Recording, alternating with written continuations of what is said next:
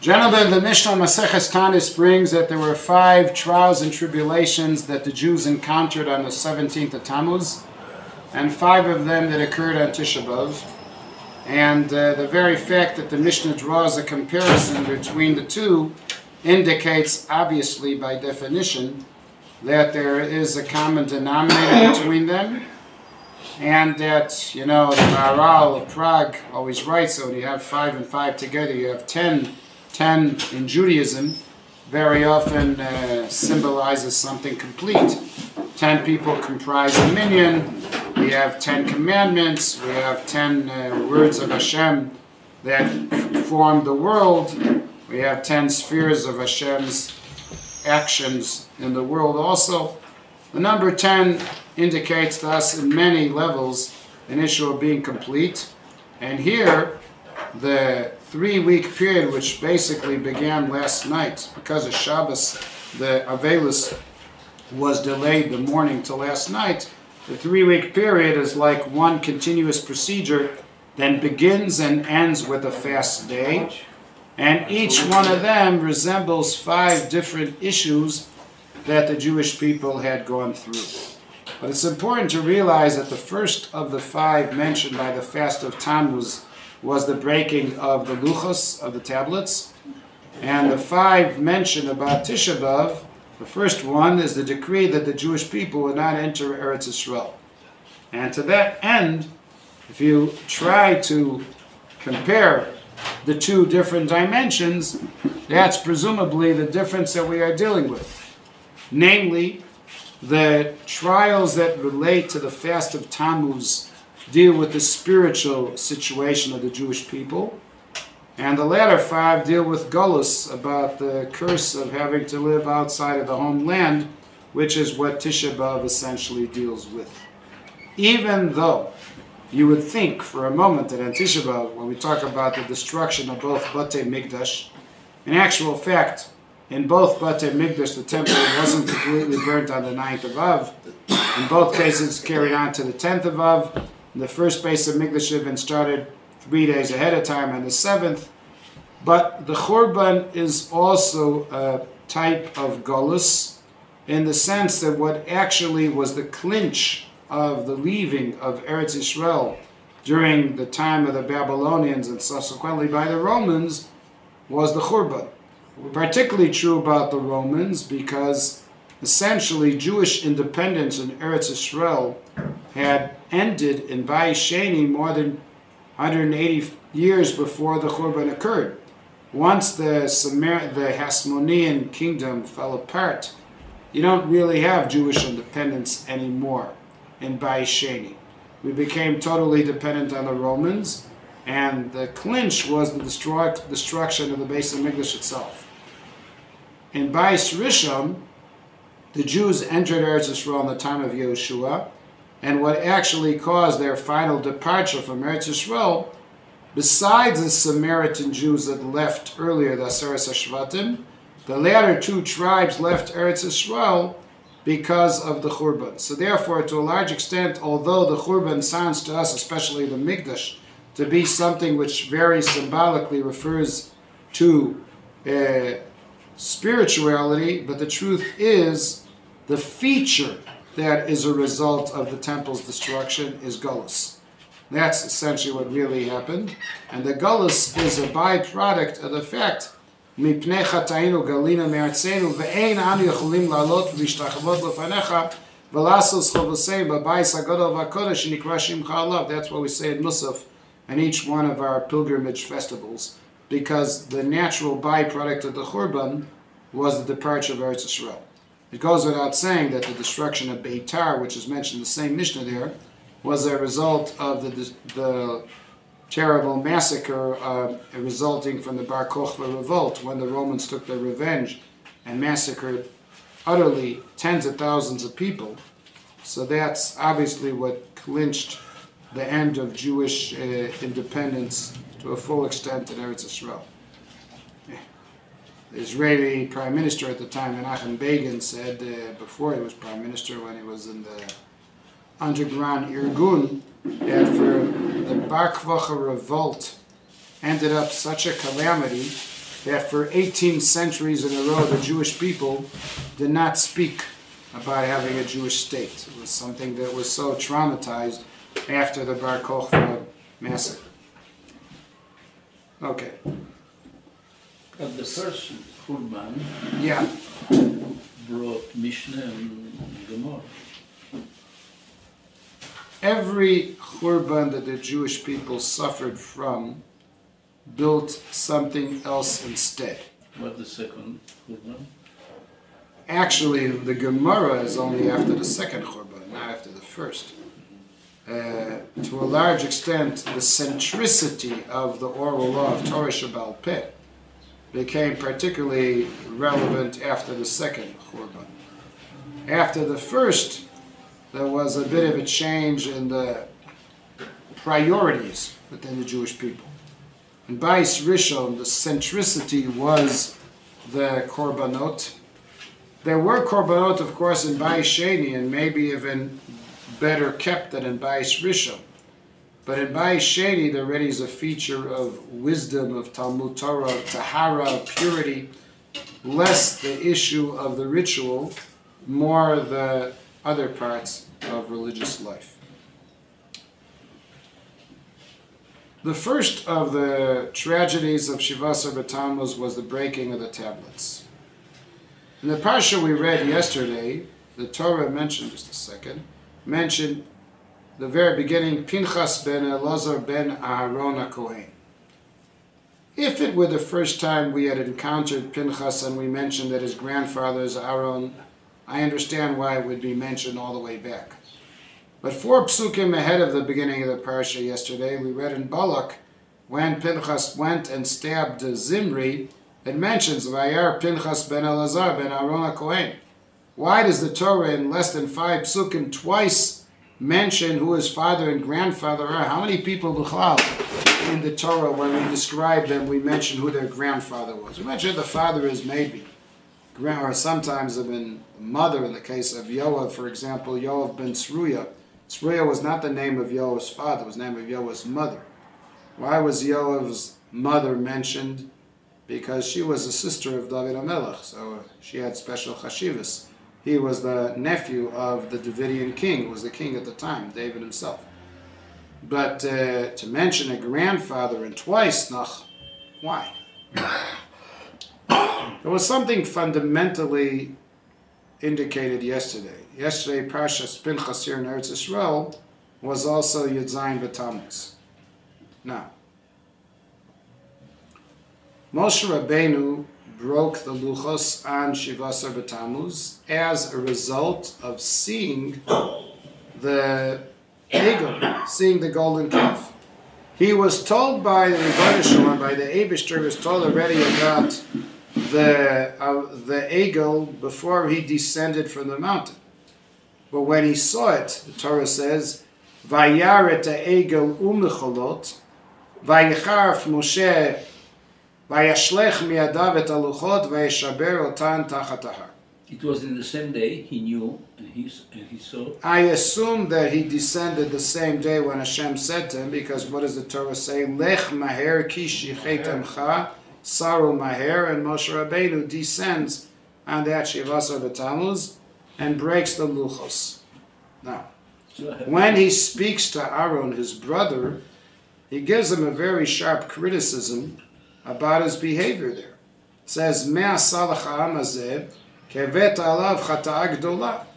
What did they do so problematic to you that you caused them to make such a major sin? Now, to be honest, Aaron HaKohen was not intending at all for the egel to be a reality. He just was apprehensive they would kill him, and if they were to do so, it would have been fulfilled what it says in Megillas Eicha, Im yareg b'mikdash Hashem Kohen v'Navi. Because Aaron was not only the Kohen, he was also a prophet. It says right in Parshas Va'era, Hashem says to Moshe, Aaron achicha yeh nevi'echa. If Aaron would be both a Kohen and a Navi, and he would have been assassinated by the people, chas v'shalom, they would not have been pardoned. So therefore, Aaron compromises about the egel in order to avoid assassination, which would be even worse. But nevertheless, Moshe Rabbeinu sharply criticizes Aaron that his compromise was not halachically basis.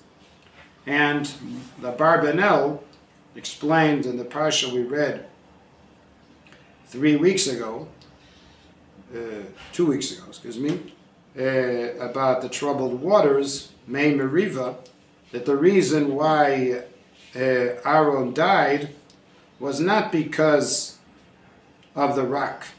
He died because of the ego.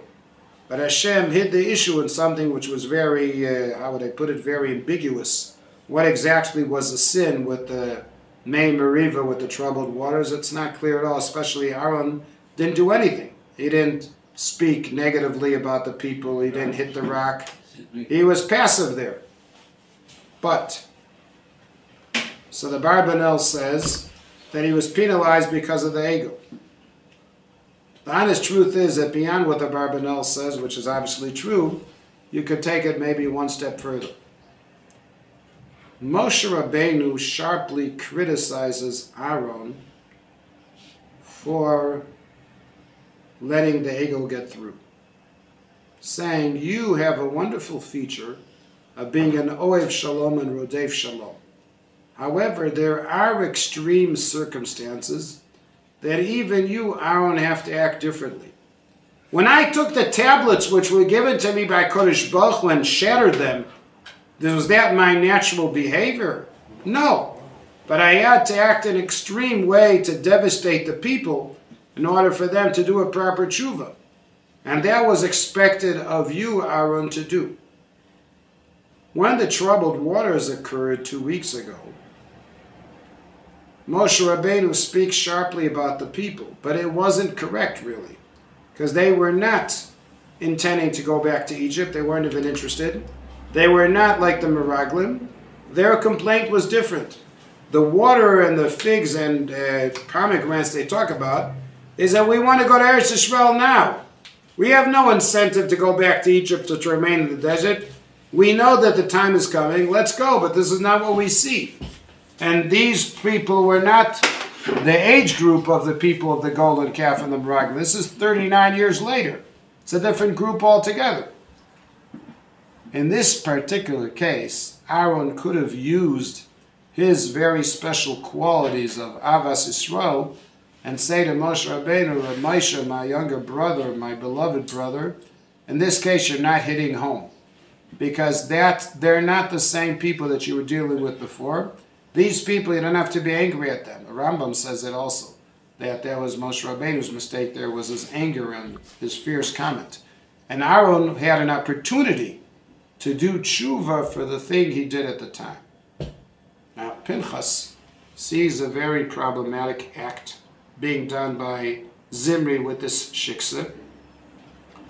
And the Gemara in Sanhedrin says, Daf Pei Beis 82, that if Pinchas would have asked Moshe whether to stab Zimri, what would the answer have been? No. No. It's called in the Gemara halacha ve'ein morinke, meaning even if it's true, you can't give an authorization of this nature. The Zohar says that Pinchas is in his act was pardoning for the sin of his two uncles, Nadav and Avihu. Nadav and Avihu were sons of Aaron. Elazar is the father of Pinchas who survived them, but the two uncles of him, Nadav and Avihu, died. Gemara in Erev in 63 explains why. Shalru halacha bifnei Moshe. They decided on their own agenda and ruling that they can bring their own ketores beyond the one their father brought. Incidentally, halachically, this is true. You're allowed to donate a ketores as a Kohen, but there wasn't the right day, the day that Aaron was inducted to be a Kohen Gadol. And Hashem showed all of us that Aaron was pardoned for the golden calf sin. He brings a calf himself. Moshe says to Aaron in Parshat Shmini, Kach lecha egel ben bakar lechatat. He tells him to bring an egel. And the fact that Hashem responded to Aaron was a great Kiddush Hashem. So on that particular day, Nadav and Avihu was not the right time to bring him if they're allowed to bring ketores. What's the problem? They don't speak to anybody. They don't consult. They make their own decisions. The rabbis say they didn't even ask each other. They decide on their own to do without talking. Pinchas was in a delicate situation. He felt somebody has to do something about what Zimri was doing. But if he were to ask a shaila, the answer should have been no. And if he was to do it on his own, then he would carry on in the same way that his uncles did, Nadav and Avihu. So what did he do? He came to Moshe and said, didn't the Rav teach us, he writes of and teach me, Aboal Aramis Kanaim Pogimbo. Look how a master diplomat in the positive sense was Pinchas.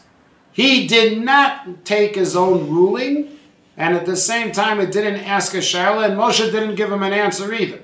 As to a shaila, he said in Aramaic, the Gemara says, Karyana digarta liavi avai palanka.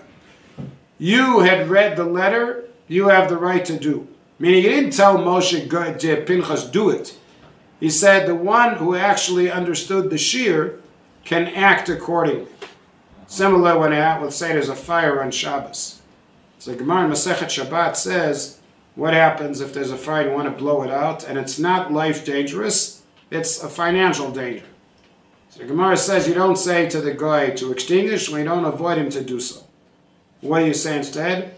Kol ha-mechabei no mafsid. Anybody who blows out is not going to lose. I'm not giving him direct instructions. I'm saying if somebody were to do so, he doesn't lose on the matter. So that's virtually what Pinchas was doing. Saying, I am not asking my grandfather's brother for a ruling, but I'm actually reminding him of a question that he asked. Now, I understand, says the grandnephew, why my granduncle is not operating here. Why? Because he has an agenda. It looks like it. Why? Because Zimri was living there with a Midianite woman. So was Moshe Rabbeinu, since he got married in the first place. And the Gemara, in a very picturesque description, Masechet Sanhedrin says, that when Moshe met with Zimri, Zimri said, what are you coming towards me? If you have any complaints about me being married to a Midianite, look at yourself. Now, I'm not saying that Zimri said this. He may have said it, may have not. Moshe Rabbeinu obviously understood that he doesn't have, in this particular case, the ability to criticize. Now, Pinchas realized that dilemma, so he basically was seeking an informal agreement of Moshe for him to operate. My great-great-grandfather from my wife's side went and approached the Chasam Sofer in Presburg. He wanted to make Aliyah. And he asked the Rebbe, Moshe Sofer, the Chasam Sofer, whether he should make Aliyah. And the Chasam Sofer asked him, what is the size of his family? A wife, 6 or 7 children. He said, what are you going to be doing in Eretz Yisrael? So he didn't say to him no at the beginning, but he said, well, think about it. You have a family here, and you got a wife and children, and you're talking about ideals in a time where I can't really tell you that there's going to be parnasa. When you're now in Hungary, I can say that what the situation's like, but there you can't be sure. Anyhow, 2 or 3 days later, the same great-great-grandfather came again to the Chasam Sofer, this time not asking him a question, coming to say, the rabbi, I've decided that I'm going to Eretz Yisrael, please give me a blessing. Says he hugged him and gave him a very long blessing. Does that contradict what he did before? No. When you come to ask a psak, and you know what the person's situation on a very local basis, it's a tremendous milah to live in Eretz Yisrael, but it's not maybe doable for everybody in the mid-19th century, as the Chasam Sofer was saying. But if you come to get a blessing from me, not ask a shaila, it's a different attitude altogether. Okay. So Pinchas, in his actual way or semi-diplomacy with Moshe Rabbeinu, was pardoning for the sin of his 2 uncles, Nadav and Avihu. But I claim that he also pardoned for his grandfather directly. And that gives a reason why we mention his name a second time. The first time, when Pinchas went to stab Zimri, it mentions that his grandfather was Aaron. As our rabbis tell us, the people from all over are criticizing. How do you dare go and kill a tribal leader? You know who your maternal grandfather was? Maternal grandfather was a paganist, Yisro. Before he became Jewish, he was involved in all types of paganism. Torah says that Elazar, the father of Aaron, married a girl from Bnot Putiel. So the first parish is that he married Yitro's daughter. Okay, that's not so strange. So Moshe Rabbeinu also married one of Yitro's daughters. But for him to go in and stab to death a Jewish tribal leader when his maternal grandfather was an Oved Avodah Zarah, that's why the Torah said, don't get a mistake. You're talking about the maternal grandfather. Pinchas did not come with that ticket. He came with his father's grandparent. That was his paternal grandfather. And his grandfather was a true lover of Jewish people, Aaron. And he realized, Pinchas, that in this case, he must act and stab, despite his tremendous love, outpouring love that he got from his grandfather. In this case, he decided to act. Why? Because Moshe criticized Pinchas's grandfather when the golden calf occurred, that he remained silent. Now Pinchas realized, I'm not going to remain silent. What was true then with my grandfather, I'm not coming to be judgmental what he did. But now I learned from Moshe Rabbeinu, from his criticism towards my grandfather, that there are extreme cases that even a person who has full love towards the Jewish people has to be very tough. And that's why I have to go ahead and do what I was doing. Now, how do we know that every Jew is loved by a Kohen? Because that's what he says in the bracha every time he duchens. Here in Eretz Yisrael, he do it every day. There's some farshim bring that if he doesn't love or he has a problem with one of the communal people in that shul, he shouldn't duchen over there. Goes that far. So what I'm saying is that Pinchas corrected two sins. Corrected the sin of his uncles and of his grandfather. And that's why if Moshe Rabbeinu broke the luchos on this day, this set the standard for Pinchas's behavior, how to act. And that's something that we remember today. So what did you want to say? Two things. One has the fact that it was in flagrance and importance, because how could you think all these things in a matter of seconds? So I don't understand. What do you call it? Flagrance? I didn't get the English word. You want to say that Hebrew... In the same moment that somebody is doing a crime, no, and you see it, this is called in flagrance, then you can take position. But this happened in a matter of seconds. How could the things, all these things? If I had the IQ and mindset of Moshe Rabbeinu, I don't think I would be worried. The truth is, but it's beyond that, I must say, that nowadays here in Eretz Yisrael, where we actually physically fight to maintain our possessions in Eretz Yisrael, very often to be able to operate on a split-second level is a matter of life versus death. This is real. I'm not talking about something from 3,500 years ago. This is contemporary now. And you have a terrorist that you need to seize. It's a matter who pulls the trigger first. Yeah. If you have enough alertness and you do it on time. It's not of the considerations. No, the considerations are there, but you have to make a decision within that situation. Okay. The second thing is why we recall the breaking of the luchos and not the Chet HaEgel. Because Hashem says, Yeshakor Sheshibarta, so it was something good. The Egel, I can understand. Is it something good to break the luchos, or is something good the way Moshe Rabbeinu was educating the people the way he did it? Obviously, a luchos that are Maaseh Elokim, that are smashed, that's devastating.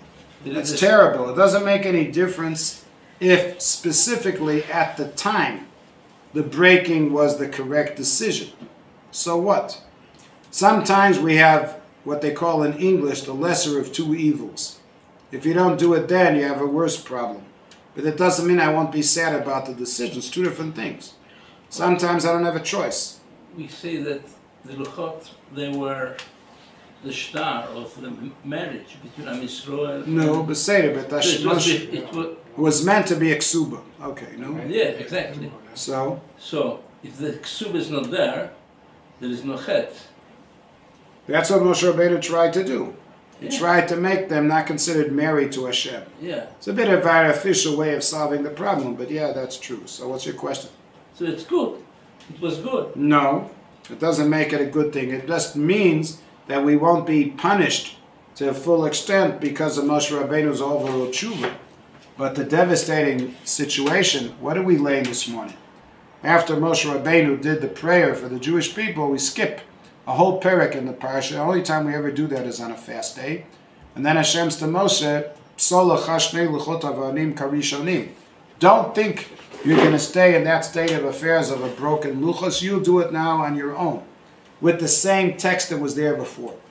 Now, what you're saying is a good thing is only in the context that Moshe Rabbeinu himself will not be penalized for his behavior. That's all it means. It doesn't mean that what he's doing is correct. Oh, come on. So, yeah. No, these are two different things, and they're very, very important. Yishar Koach is very strong. Yes, Yishar Koach is correct, because if Moshe Rabbeinu would have done something that halachically was wrong, he wouldn't be pardoned for doing that. It's not something you can just go ahead and do for nothing. It's something that has to be done directly, not something that you can just at your own. So go. why just don't remember the Chet HaEgel?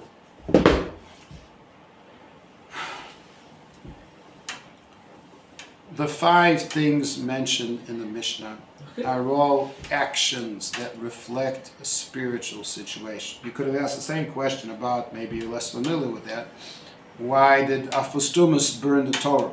Why not talking about what caused him to burn the Torah?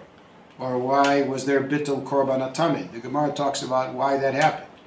We are focusing on the results that happened on Shivasar B'Tammuz. There are reasons of spiritual reasons why it happened. But Chamishat Dvarim Eru'et Avotenu, that's the Lashon HaMishnah. Meaning there were 5 things that happened to the Jewish people on the fast of Tammuz, which are a byproduct of their behavior. So you could say that Shviras Haluchos equals Chet HaEgel. But what we are focusing on is that even if Moshe Rabbeinu did what he was supposed to do, that doesn't make us less concerned. You could say the same thing about Tisha B'Av. I'll give you an example. The Ramah brings it. The Ashkenazim have the minhag to say Nachem, the prayer, the fast of Tisha B'Av, only in Mincha, and not in the morning. Sfardim say it even in the morning as well. What's interesting about that is not the custom, the reason behind the halacha. How come Dafka and Mincha we say Nachem and not in the morning? So what's the reason? The Ramah says, because the main blaze, the burning of the Beis HaMikdash, started in the afternoon and not in the morning. You understand what that means? That Dafka, the comfort the Jewish people deserve, start from the time when the Beis HaMikdash started to blow up. Why? Chazal say, Shlich HaKodesh Baruch Hu Chamaso al Eitzim v'al Avanim and not on us. With all the trial and tribulation of a destroyed Beis HaMikdash, compared to what could have happened as otherwise, is much better. The plan was to eliminate us. You read before the Egel in Kitisa, Va'ata nichali v'pa yichar bi'apem v'achalem v'seotcha l'goy gadol. That's what Hashem says to Moshe. Leave me alone. I will organize for you a nation. You know where that pasuk is? The one I just quoted? That's one pasuk before where the lading started today in the morning and in Mincha again. Vayichal Moshe pnei Hashem Elokav is the next pasuk right after Va'ata nichali. And Rashi brings over there, once Hashem says to Moshe, leave me alone, so I'll make you into a new nation, what did Moshe Rabbeinu understand? Not to leave me alone. Meaning that the only way to change the current situation would be if you will appeal to Hashem with prayer. That's what can make the change. So the breaking of the Luchos is indeed a result of the Egel, to the same extent that the Churban was also comfortable compared to the death of the people like in the Bar Kochba revolt, and still we mourn the lack of the Luchos Masei Elokim. We mourn the Churban even though it was a lesser of 2 evils that could have happened. We take it in 2 levels. On the one hand, Baruch Hashem, it ended up as terrible as it is the way it was and not worse. But that doesn't by any means say that it's any less. That we have to take seriously. Is it true that the first Luchot were not together with Torah Shebel Peh? How would I know? What does that mean? Do you know what that means? I understand what you're saying, but I wonder if you understand what it means. What? Because of the het we did. So what would be with Torah Shabbat? But what does it mean? Is that you would have a much bigger text? No. So what does it mean? It was not enough the Torah Shebichtav to us to understand it. We couldn't understand after the Het Edel completely. So now you're saying something else, which makes sense. Before the sin of the golden calf, the 10 Dibros and the Luchos were clarifying to the people as 10 principles which have a huge expansion. Before the sin occurred, the transformation between the written law and the oral law was automatic. That's what you're saying. After the sin occurred, there's a gap that was formed between the written law and the oral law. It's not only a gap in time.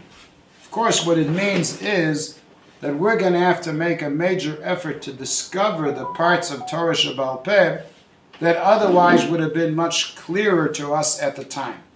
Gemara brings in Menachos 29 that Moshe Rabbeinu came to visit Rabbi Akiva's Beis Medrash and he couldn't understand what was going on there. At the end of the shir, what Moshe Rabbeinu said at the end, the whole discussion was, Rabbi Akiva said, "This is Allah Moshe Messina." So now all of a sudden Moshe's eyes lit up. Meaning, the whole discussion that was going on there for 2 hours was reflecting something that Moshe taught us in 2 minutes. But because of the complexity that occurred to Torah when people less understand the meaning of each thing, that's why it had to be broken down to pieces. The ruling would end up being the same. But the clarity that originally was there, which was much more obvious, didn't need such a long drush. You know, today they have programs and broadcasts try to tell parents to be very careful with their children, grandchildren especially also, during the summer vacation, because there's cars going all over, okay? And we're trying to warn the parents to be careful not to put themselves into a hazard. I understand. But a parent shouldn't really need this commercial of the radio. Anybody who's becoming a parent should know, by definition, that they are fully responsible for the well-being of their children, including this kind of a thing. So why have a whole publicity about it? Because even though people do know things, that doesn't mean they always do them. They're aware. Say, I know. Does it mean I'm always going to act that way? Not necessarily.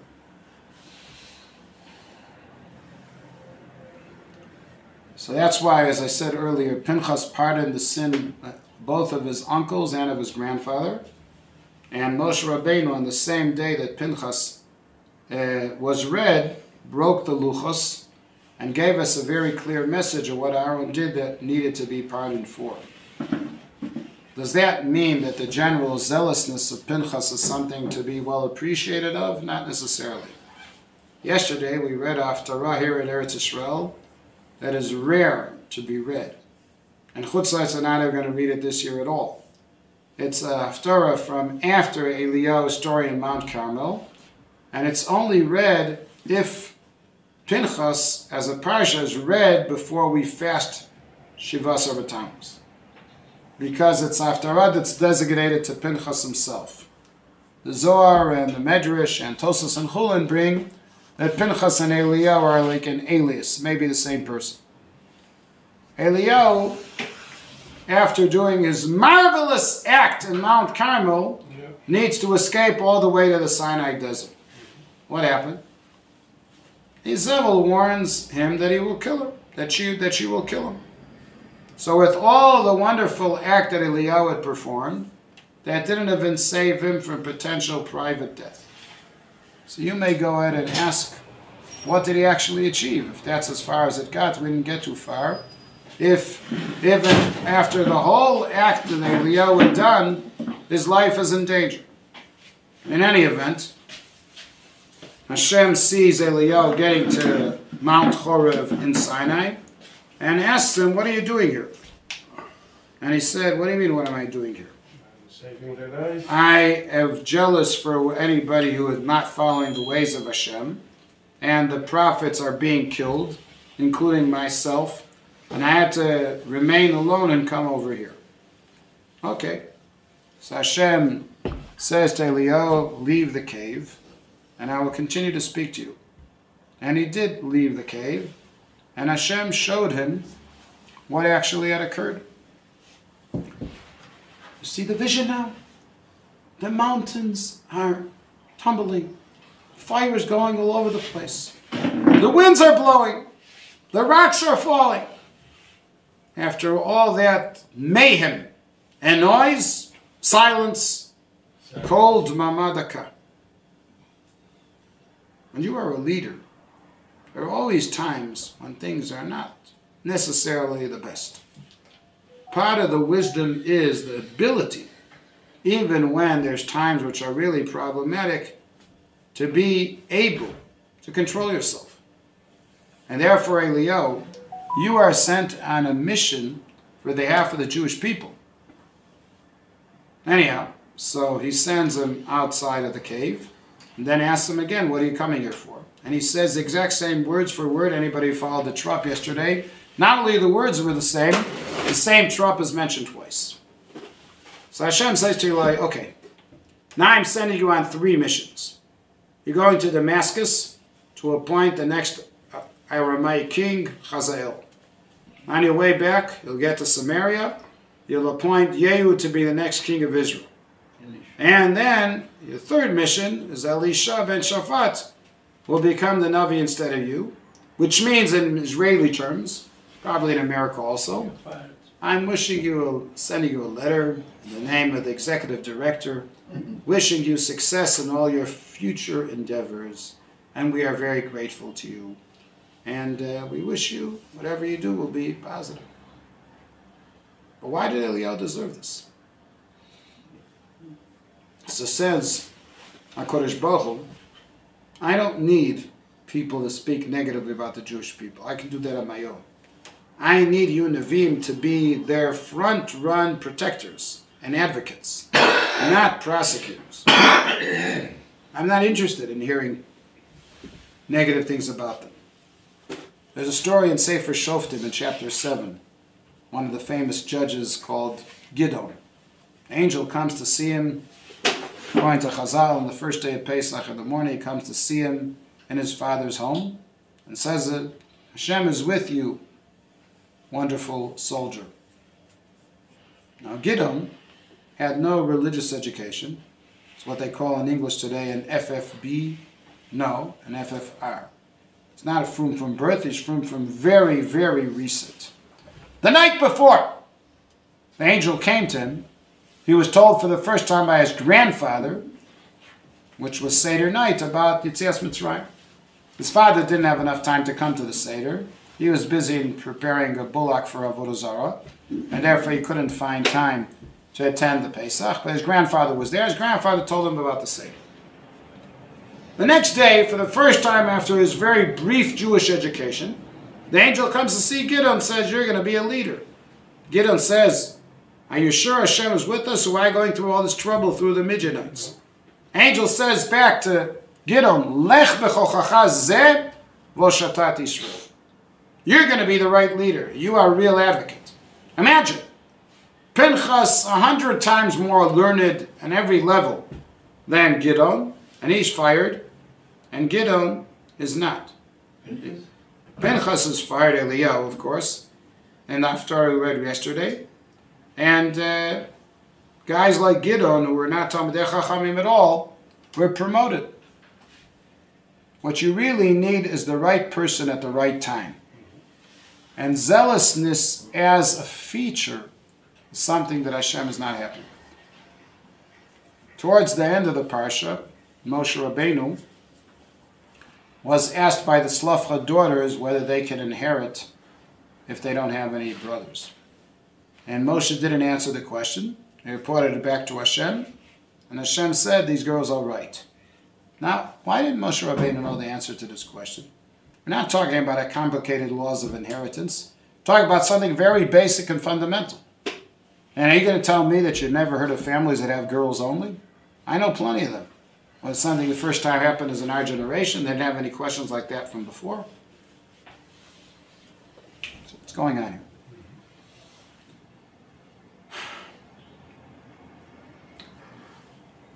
So Rashi himself brings two reasons. One of them easier to comprehend, the other one less. One he says, which is less easy to comprehend, that Moshe Rabbeinu describes in the beginning of Sefer Dvarim, when he appoints the legal system of the Jewish people, what's going to happen if there's a shaila that you people don't know how to answer? Hadavar sheikshemikem chakrivun elai ushmativ. When you have something that you have difficulty to answer, you don't like phone number. They used to say, why you? That when you got smicha, at the bottom of the letter, there was also the telephone number of Moshe Feinstein. If you got stuck as a rabbi, there was an address to go and get a stand and give you a proper answer. Okay, so that's one way of looking at it. That the reason this basically happened is because Moshe Rabbeinu had a very, very small amount of arrogance by saying that if you have any difficult questions, you can refer back to me. That's not what Moshe meant at all. All Moshe wanted was to have proper jurisprudence. I want to give honor to the judges who know, and we have a real problem. I'll happily try to help from what I know. He's not saying that he knows everything.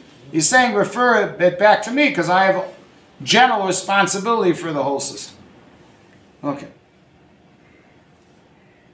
But that's what the parish of the Medrash is. There's another parish in Gemara Baba Basra, but the reason why Moshe Rabbeinu didn't answer their question is because Hashem wanted to give them credit for loving Eretz Yisrael. Like the Lubavitcher always likes speaking about Pesach Sheni, giving a separate opportunity. That also came up because of a question.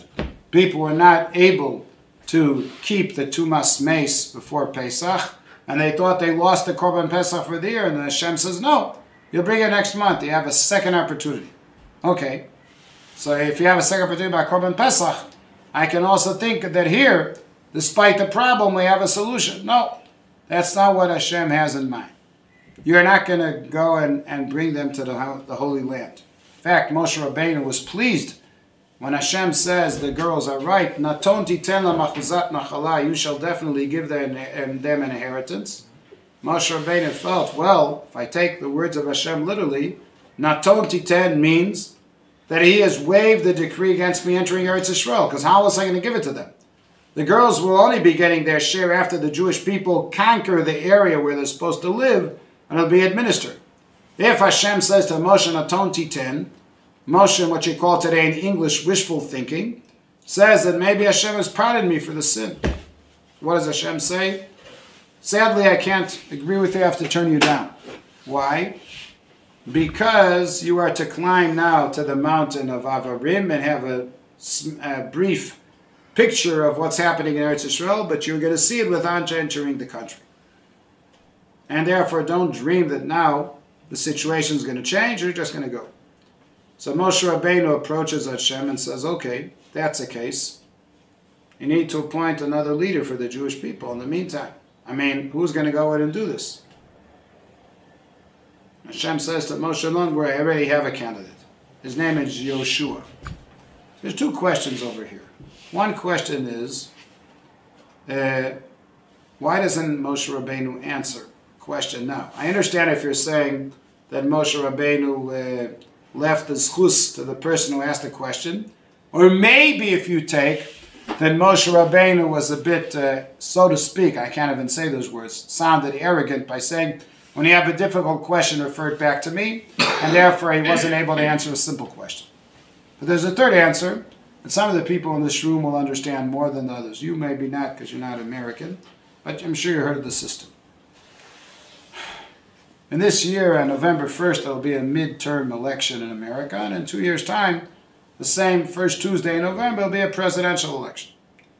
The custom in the United States is that a president-elect who is voted in the second week into the second week of November is only inaugurated on the 20th of January, 2.5 months later.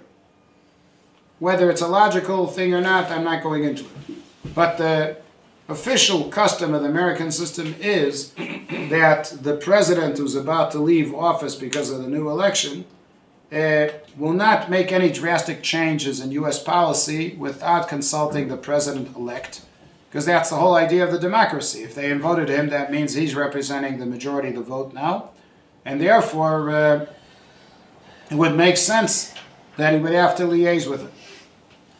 When Moshe Rabbeinu was hoping to enter Eretz Yisrael and to deliver the Tzlafcha daughters what Hashem had promised, that made a lot of sense. But once Hashem says to Moshe, you read the picture incorrectly and too optimistically. You are not going to enter the country. What I said was, and whoever is going to do it is going to give so-and-so to the girls. Now I understand why Moshe Rabbeinu didn't want to answer in the first place.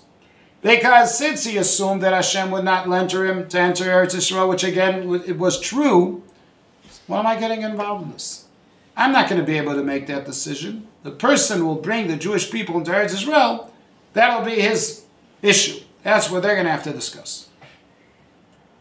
When I was in Chutz La'aretz in Shlichut many years ago, close to Lubavitch, but not, I wasn't as a Chabad, but just the idea. So a few months before we were coming back to Eretz Yisrael, some of my congregants said, Rabbi, I would be very enthused to speak to you like in the past on private matters that we need consultation. But by the time these things are going to happen, you're going to already be back in Israel. So I couldn't say much about that. That is a valid argument. If you take a rabbi in Chutz La'aretz and he's a rabbi for you for 20 years, it's no replacement to having a rabbi for 3 years coming for Eretz Yisrael. I can give other things, but I have no intention to stay there, and I didn't. So I can see in the last 6 months before my return that people on things that are long-term were not ask me.